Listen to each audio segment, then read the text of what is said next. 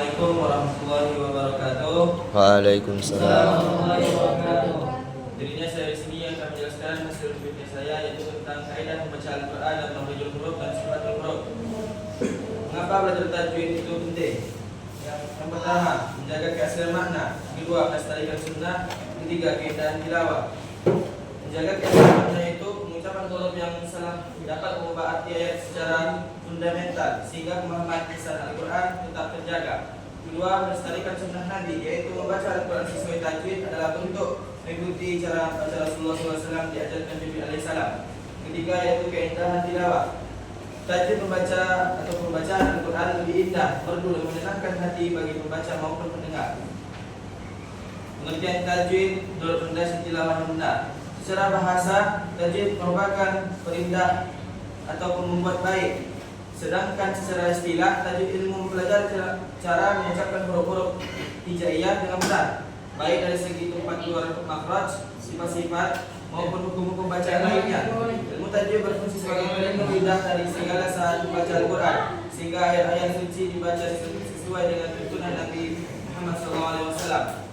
Makhrajul huruf adalah dan kualifikasi utama. Ada beberapa, yaitu al-haqq, yaitu dari tenggorokan. Kedua, al-jawf dari rongga mulut. Yang ketiga ada lisan, jadi lidah. Yang keempat ada asy-syafatain dari dua bibir. Yang kelima ada al-qaisyu dari rongga hidung.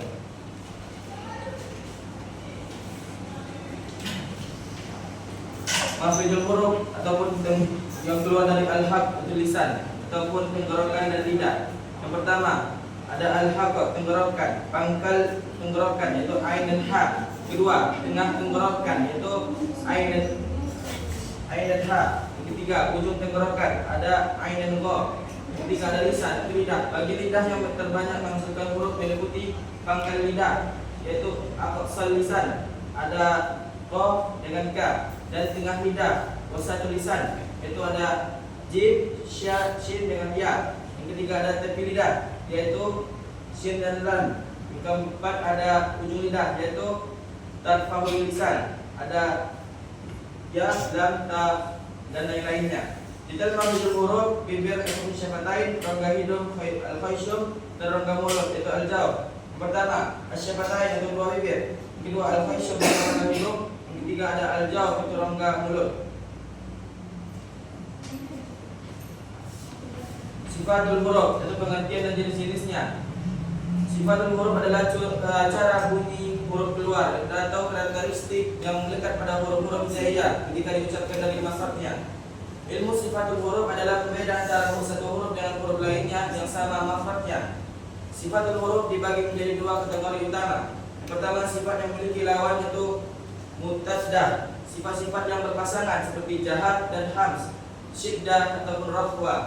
Yang kedua, ada sifat yang tidak memiliki lawan, khairu muttadah, sifat-sifat tunggal seperti safir, qalqalah, lin dan lain-lainnya. Contoh sifatul huruf yang berlawanan dengan muttadah. Yang pertama ada hams versus jahat. Yang pertama, hams huruf yang dikeluarkan disertai nafas yang banyak seperti ha, shin, kha, sin, sin, kata, fa, hata. Jahar huruf yang dikeluar disertai nafas sedikit ataupun tertahan selain huruf-huruf sams tadi. Kedua, syiddah berlawanan dengan rafwa dan tawassul. Syiddah suara yang tertahan seperti ain, ja, da, dal, ko, ba, ko, da. Rafwa suara yang mengalir, tawassul suara yang tertahan mengalir. Yang ketiga ada istilah ataupun istifal. Istilah adalah rangka lidah yang terangkat ke langit-langit seperti huruf tafassur, safaf, qaza. Istifal pangkal lidah tidak terangkat selain huruf istilah. Yang keempat ada ittiba ataupun ittifita.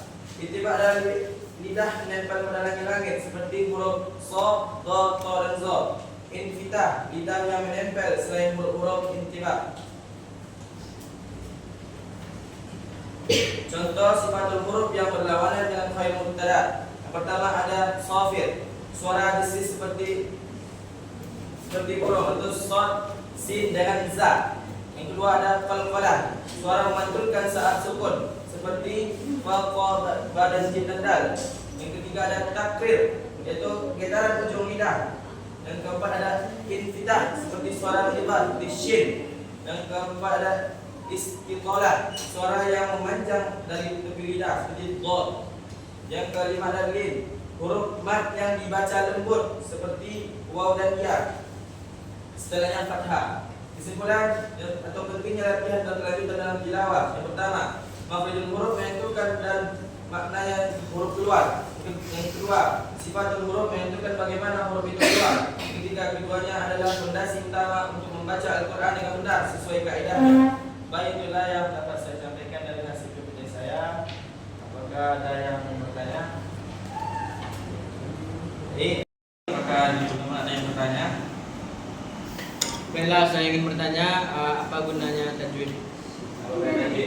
Baik, dalam PPT saya ada 3 hal poin penting, yaitu pertama menjaga kelestarian maknanya, yang kedua ada melestarikan sunnah Nabi, yang ketiga ada melestarikan yang namanya tilawah Al-Quran, yang dimana ketika kita membaca Al-Quran itu dengan tajwid dan memahami huruf yang benar, maka kita akan memaknai Al-Quran itu dengan benar dan bisa kita sertakan dalam kehidupan sehari-hari. Baik, yang kedua, apa saja huruf hams? Baik, apa saja huruf hams itu? Sebelum itu saya menjelaskan apa itu huruf hams itu dulu. Hams itu adalah huruf yang keluar dari nafas yang disertai nafas yang banyak. Contohnya ada ba, ha, shin, sin, dan sad. Dan yang ketiga, baik. Sifatul huruf itu terbagi menjadi 2 kategori utama. Yang pertama ada mubtada, yang mana mubtada itu tidak memiliki lawannya. Yang kedua ada ghairu mubtada, yang tidak memiliki lawannya. Baik, apakah ada yang ingin ditanyakan lagi? Itulah yang dapat saya sampaikan. Mohon maaf jika ada kesalahan. Akhirul kalam. Assalamualaikum warahmatullahi wabarakatuh. Waalaikumsalam warahmatullahi wabarakatuh.